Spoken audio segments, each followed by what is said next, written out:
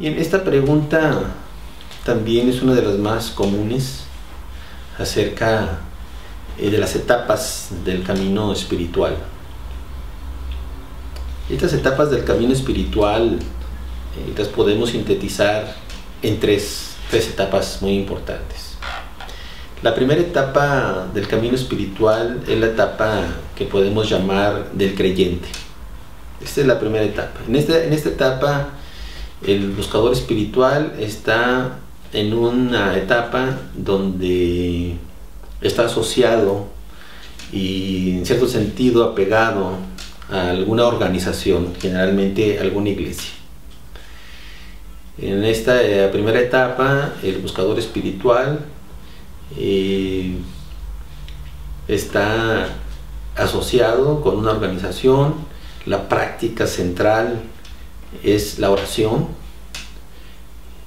Un aspecto fundamental es la fe, la creencia, ¿sí? En esta primera etapa el desarrollo que va a surgir es un desarrollo centrado en el desarrollo ético, el desarrollo moral, es decir, las iglesias, las organizaciones religiosas se centran en que sus seguidores sean personas buenas, sean personas honorables, sean personas que no hagan daño, y ahí termina su objetivo. Es decir, se centra solo en el desarrollo moral. Esta es la primera etapa del camino espiritual, la etapa del creyente. El buscador espiritual cree en un conjunto de creencias, en un conjunto de tradiciones. Hay un aspecto crucial que es la dualidad. Cuando estamos en la etapa del creyente hay una diferencia entre el sujeto individual o el ser humano y la divinidad. Se considera que la divinidad, Dios o eso que es sagrado es de una naturaleza diferente al buscador. El ser humano es una criatura de una naturaleza mundana, y lo sagrado, Dios o la divinidad, es de una naturaleza diferente. Entonces hay dualidad. Hay la dualidad entre el adorador y lo adorado.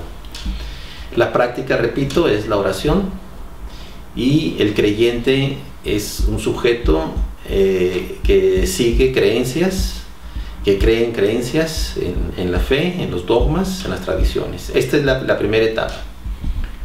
Generalmente después de esta etapa el creyente entra en un estado de insatisfacción. El creyente siente que no encuentra respuestas profundas a sus necesidades, y el creyente abandona el mundo generalmente de las iglesias y entra a una segunda etapa que podemos llamar la etapa del buscador. Esta etapa se caracteriza porque el sujeto, la persona, entra en una etapa de explorar muchísimas alternativas. Es una etapa ecléctica, es una etapa donde se busca en diferentes grupos, se realizan prácticas de diferentes orígenes, una etapa también caracterizada por ser muy esotérica.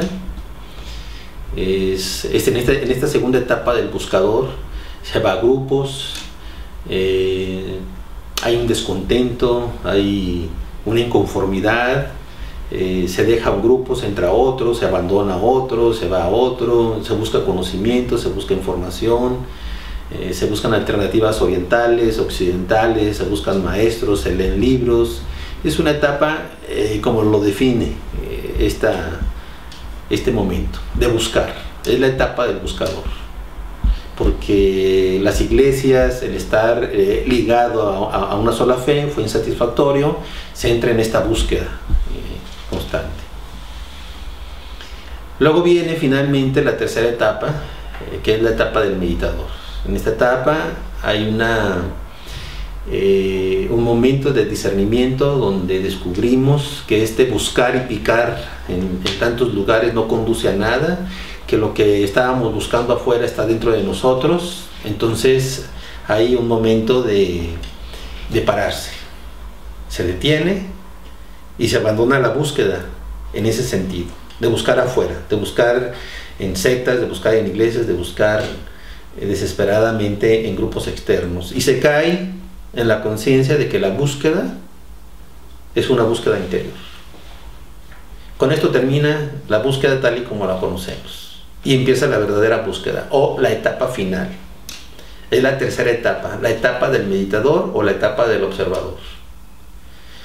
Aquí también termina la dualidad entre el buscador y lo buscado, entre el ser humano, la criatura, y lo sagrado y Dios. Se reconoce que eso que se busca está dentro y que no hay dualidad, que nuestra verdadera naturaleza es una naturaleza espiritual, es una naturaleza sagrada, y que no hay dualidad entre el espíritu individual y el espíritu universal.